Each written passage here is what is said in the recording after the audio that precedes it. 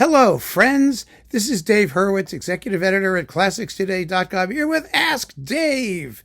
A couple of viewers actually asked this question, which is, how is it that American classics, such as, Gershwin or Bernstein's more fun stuff, the pop stuff, could be considered classical music? Is it classical music? What's its relationship to classical music? It's a very interesting question, and one which I sort of kind of answered in an earlier video I did called What is Classical Music? And my answer to this specific question flows pretty naturally out of that particular talk. So let me summarize this very simply. The answer is yes, of course it's classical music. There's no reason it shouldn't be, but the reason it's classical music is what concerns us. There are three varieties of classical music. There is music that was composed during the classical period. That is roughly, Leonard Bernstein includes Bach in the classical period, even though he was Baroque from a stylistic point of view. But, roughly from, say, 1740, maybe, 1730, you can go back a little bit, to the death of Beethoven and Schubert around 1830. Let's make it. That's sort of the classical period where there was what we call in the biz a common practice, a certain style of writing that everybody used to a greater or lesser degree, although they personalized it, of course, according to their own genius. If you have a genius, then they personalize everything because they're geniuses, and that's what geniuses do. But there was a style, and it was the classical style. It's taught in universities. There are whole courses devoted to harmonic practice and the classical style, and then counterpoint and the classical style. And, it was a real way of writing music and a way of thinking about music. And it has its modes of expression. Now, that's number one. Number two is anything written for what we call classical ensembles or in classical forms. Those are usually the large forms of music: symphonies, concertos, string quartets, piano trios, operas, oratorios, cantatas. All of these things are classical forms. And anything that's written in a classical form is classical because it's written in a classical form. I mean, it sounds stupid, but it's actually true. You have to think about the kind of music that is being written. So an American symphony, for example, that's written in classical form, it's a symphony. It's a classical form.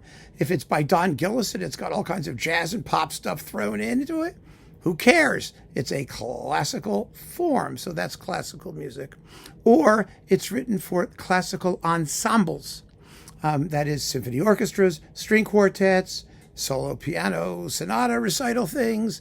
Any of those things also qualify as classical because the mode of performance and the medium of performance is associated with those classical forms or the classical period or anything like that. So that's the second definition of what is classical. Music written for classical forms and ensembles. Number two. Number three, and this is perhaps the most important one actually for our purposes. Classical music is anything that's a classic, anything that has survived, what we consider to be the cream of the crop. The music that has risen to the surface out of all the garbage that was being composed at the time. The slim pickings of the great, great artists that we still listen to, that still speaks to us, that we consider to have eternal relevance, cultural significance, any of those things. Those are classics. So what we now have, this body of work that we call classical music, is a mixture of all three of those things. Stuff from the classical period, stuff written at any time for classical ensembles, and the best, things that are simply the best things out there. Now, when we look at the American situation, we find composers, they're regular composers, and they are doing all of these things. Obviously, they weren't around the classical period, so that rules that out. But they were writing for classical ensembles. They are writing in classical forms, and some of them are geniuses. Their music has risen to the top. I mean, Copland's Appalachian Spring. I mean, we could roll off, name after name and work after work, but we know who they are. And if it's Gershwin, who wrote his Concerto in F or Rhapsody in Blue, and it's jazz influenced, the important thing to keep in mind, and this is a very, very important thing, I think, is that the least significant criteria that you need to worry about is style. Music can be written for classical ensembles in classical forms, that is symphonies, concertos, or anything else, in any possible style. And if it's written in that style, it's classical, period. Whether it's going to be great music, whether it survives, whether we consider it a classic, well, that is the judgment of history that takes place over great spans of time as audiences listen and judge and things get recorded and purchased or not. And it's all part of the active musical cultural life of our civilization. And it's not something that any one person can decide. It's something that happens through the through the span of time in question. So whether something has jazz influences or rock influences or pop or rap or Baroque or folk or anything is totally irrelevant to whether something is classical or not classical. What matters is not the musical material itself, but what you do with it. Now, there are certain styles of music that are delineated by the actual notes in question. Jazz is, of course, the famous one. I mean, because jazz is, first of all, improvisational, but there's lots of classical music that's improvisational, but that isn't jazz.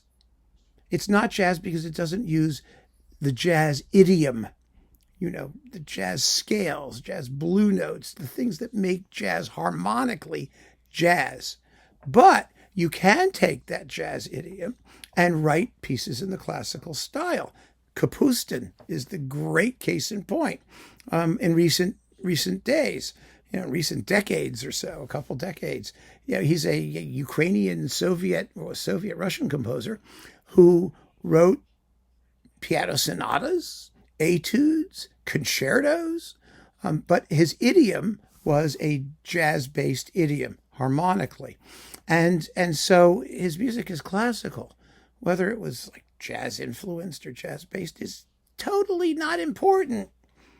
All that matters is it in a classical idiom for classical ensembles? Is it great music? And you're set. So the answer to your question is there's no reason why any of that American stuff, the pop stuff, the Gershwins and whatnot, and should not be considered classical. It is classical through and through. Absolutely. So I hope this helps you to think about this. Divorce your brain from questions of style and think rather about the medium and the form. That will give you your answer, because the style of music changed constantly from, our classical tradition started in the 12th century or so, or with Gregorian chant and continues up to yesterday. And the music that was composed in the 12th century has nothing stylistically in common with music that was composed in the 19th century, or very little, to put it that way. Nothing significant, And so, but it's all classical. So the definition of classical is loose. It's a loose one, but it's fairly easy to ferret out where we are if you don't worry about the stylistic aspect and think of the formal and ensemble type aspect, because the classical period's gone, so nothing's going to be coming more from that. So the only two criteria we have left are, is it great or is it for classical ensembles and in classical forms? That's it. The rest is totally irrelevant. So keep on listening, friends. Thanks for joining me. Take care.